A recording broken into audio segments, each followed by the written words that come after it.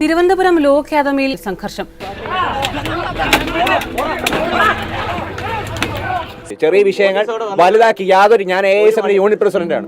എന്താണെന്ന് അന്വേഷിച്ച ക്ലാസ്സിൽ കയറി മർദ്ദിക്കുക. ഈ പോലീസിന് ആരോട് അധികാരം കൊടുത്ത്? നാളുകൾ നീണ്ടുനിന്ന തിരുവനന്തപുരം ലോ അക്കാദമി സമരത്തിന്റെ മുന്നണി പോരാളി, നിരാഹാര സമരത്തിലെ പ്രധാനി, പോലീസിന്റെ ക്രൂരമർദ്ദനത്തിന്റെ ഇര. നിയമ പഠനത്തിനായി തിരുവനന്തപുരം ലോ അക്കാദമിയിലെത്തിയ പുനലൂർ സ്വദേശി രാഹുൽ രാധാകൃഷ്ണൻ നേരിട്ടത് കൊടിയ പീഡനങ്ങളായിരുന്നു. നമ്മളൊരു വിദ്യാർത്ഥി വിഷയവുമായി ബന്ധപ്പെട്ട് കലാലയത്തിൽ ഒരു ക്ലാസ് ക്യാമ്പയിൻ എടുക്കാൻ വേണ്ടി ആ കലാലയത്തിലേക്ക് ചെല്ലുമ്പോൾ അവിടെ പ്രിൻസിപ്പൽ അടക്കമുള്ള കോളേജ് മാനേജ്മെൻറ്റ് ആ ക്യാമ്പയിന് അനുമതി നിഷേധിക്കുന്ന ഒരു സാഹചര്യം ഉണ്ടായി. അങ്ങനെ വിദ്യാർത്ഥികളുടെ, പെൺകുട്ടികളുടെ അടക്കം ഹോസ്റ്റൽ അടച്ചുപൂട്ടുന്ന സാഹചര്യം ഉണ്ടായി. അങ്ങനെ കുടിൽ കെട്ടി സമരം, നമ്മൾ കോളേജിന് പുറത്ത് നമ്മൾ കുടിൽ കെട്ടി അവിടെ നിരാഹാരം അടക്കം അനുഷ്ഠിക്കുന്ന സാഹചര്യത്തിലേക്ക് പോയി. ആ സമരത്തിൽ ഞാൻ മനസ്സിലാക്കുന്നത്, എൻ്റെ ഓർമ്മ ശരിയാണെങ്കിൽ ഏറ്റവും കൂടുതൽ ദിവസം നിരാഹാരം അനുഷ്ഠിച്ച വ്യക്തി ഞാനാണ്. 7 ദിവസക്കാലം നിരാഹാരം കിടക്കുന്ന സാഹചര്യം ഉണ്ടായി. ഈ സമര പോരാട്ടങ്ങളിലൂടെ കരുത്തു നേടിയ രാഹുൽ ലോ അക്കാദമിയിൽ ഇടതുപക്ഷ വിദ്യാർത്ഥി സംഘടനയായ AISFന്റെ പ്രധാനിയായി മാറി. രാഹുലിന്റെ നേതൃപാടവം തിരിച്ചറിഞ്ഞ AISF സംസ്ഥാന നേതൃത്വം രാഹുലിനെ കേരള സർവകലാശാല സെനറ്റ് അംഗമാക്കി. പിന്നീട് രാഹുൽ എത്തിയത് AISF സംസ്ഥാന കമ്മിറ്റിയിലായിരുന്നു. വർഷങ്ങൾക്ക് ശേഷം ഇവിടുത്തെ എല്ലാം പ്രവർത്തന കരുത്തും നിയമബിരുദത്തിന്റെ പരിജ്ഞാനവും ഇന്റർനാഷണൽ ലോയിൽ LLM ചെയ്യുന്നതിനിടയ്ക്കാണ് രാഹുൽ സ്വന്തം നാട്ടിലെ ജനങ്ങളുടെ അടുത്തേക്ക് തിരികെ വന്നത്. ശാന്തസുന്ദരമായി ഒഴുകുന്ന കല്ലടയാറും തൂക്കുപാലവും ജാതിമത വർഗഭേദമന്യേ സന്തോഷത്തോടെയും സമാധാനത്തോടെയും ജീവിക്കുന്ന മനുഷ്യരുമൊക്കെ ഉള്ളിടത്തേക്കായിരുന്നു ആ യാത്ര. ഈ കാണുന്നതാണ് പുനലൂർ നഗരസഭയിലെ പവർ ഹൗസ് വാർഡ്. പൈതൃക പെരുമ കൊണ്ടും സാംസ്കാരിക തനിമ കൊണ്ടും പേരുകെട്ട വാർഡ്. കച്ചേരി എന്നാണ് മുൻപ് ഇവിടം അറിയപ്പെട്ടിരുന്നത്. പുനലൂരിലെ CPIയുടെ ആസ്ഥാന മന്ദിരം നിലകൊള്ളുന്ന ഇടം. ഇതിന്റെ അടുത്തു തന്നെയാണ് CPMന്റെ ഏരിയ കമ്മിറ്റി ഓഫീസും. പുനലൂർ പട്ടണത്തോട് ചേർന്ന് കിടക്കുന്ന ഈ പ്രദേശത്ത് 350ഓളം കുടുംബങ്ങളാണ് താമസിക്കുന്നത്. ഞാൻ പഠിച്ച കോളേജിൽ ഉണ്ടായ ഒരു സമരവുമായി ബന്ധപ്പെട്ടാണ് ഈ രാഷ്ട്രീയത്തിലേക്ക് വരുന്നത്. അതിനുശേഷം വളരെ സജീവമായി പുനലൂരിലെ പൊതു ഇടങ്ങളിൽ സജീവമായി പാർട്ടി ഏൽപ്പിച്ച ഉത്തരവാദിത്തങ്ങൾ ഒരു പൊതുപ്രവർത്തനം എന്നുള്ള നിലയിൽ ഏറ്റെടുത്ത് നമുക്ക് ഒരുപാട് ഇഷ്യൂസ് നമ്മുടെ നഗരസഭയിലടക്കം വിവിധ വിഷയങ്ങൾ, യുവാക്കളുമായി ബന്ധപ്പെട്ട വിഷയങ്ങൾ, വിദ്യാർത്ഥികളുമായി ബന്ധപ്പെട്ട വിഷയങ്ങൾ ഒക്കെ ഉയർത്തിപ്പിടിച്ച് പുനലൂരിൽ ഒരു സജീവ സാന്നിധ്യമായി കഴിഞ്ഞ കുറേ നാളുകളായി നിൽക്കാൻ സാധിച്ചു. കലിങ്ങുമുകൾ, കോമളംകുന്ന്, തൊളിക്കോട് തുടങ്ങിയ 3 വാർഡുകളുടെ നടുവിലായാണ് പവർ ഹൗസ് വാർഡ്. ഇവിടുത്തെ ജനങ്ങൾ നേരിട്ടിരുന്ന ഒരു വലിയ പ്രശ്നത്തിലേക്കായിരുന്നു രാഹുൽ ആദ്യം കാലെടുത്തു വെച്ചത്. തന്റെ പ്രായത്തിനേക്കാൾ ഏറെ പ്രവർത്തനമുണ്ടായിരുന്ന ഒരു ക്രഷർ യൂണിറ്റ്, നാട്ടുകാരെ മുഴുവനും ഒരുപോലെ നാശത്തിലേക്ക് കൊണ്ടുപോയിക്കൊണ്ടിരുന്ന ഒരു ക്രഷർ യൂണിറ്റ്. ഇതിന്റെ പ്രവർത്തനങ്ങൾ നിർത്തലാക്കാൻ വക്കീൽ കൂടിയായ രാഹുൽ ജനങ്ങൾക്കൊപ്പം മുന്നിൽ നിന്നു.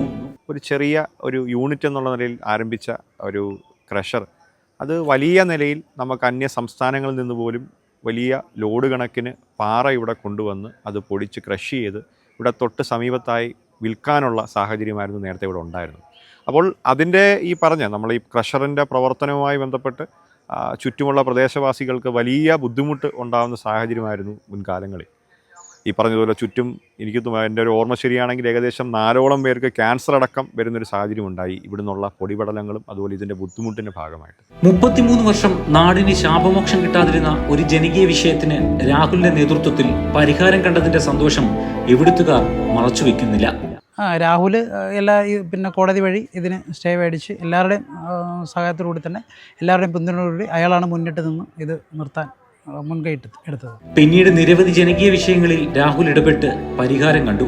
അധികാരങ്ങളൊന്നുമില്ലാതെ ജനങ്ങൾക്കിടയിൽ ജീവിക്കുന്ന യുവാവായ രാഹുൽ ഈ തദ്ദേശ സ്വയംഭരണ തെരഞ്ഞെടുപ്പിനെ നേരിടാൻ തയ്യാറെടുക്കുകയാണ്.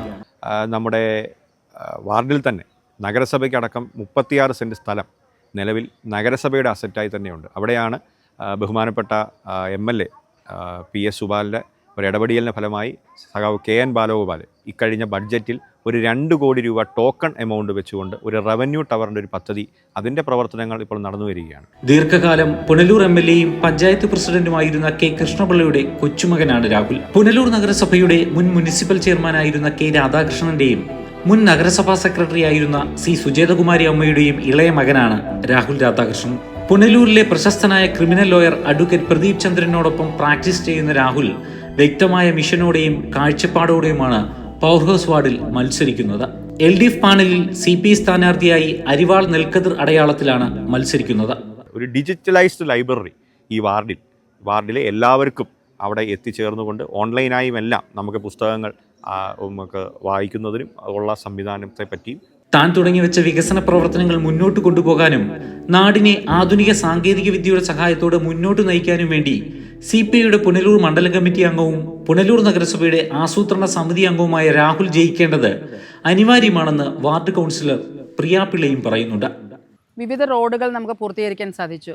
ഒന്ന്, നമ്മളെ നിൽക്കുന്ന ജലധാര റോഡ്, നമുക്കറിയാം ഒരുപാട് ബുദ്ധിമുട്ടി ആളുകൾ അനുഭവിച്ച ഒരു കാലമുണ്ടായിരുന്നു.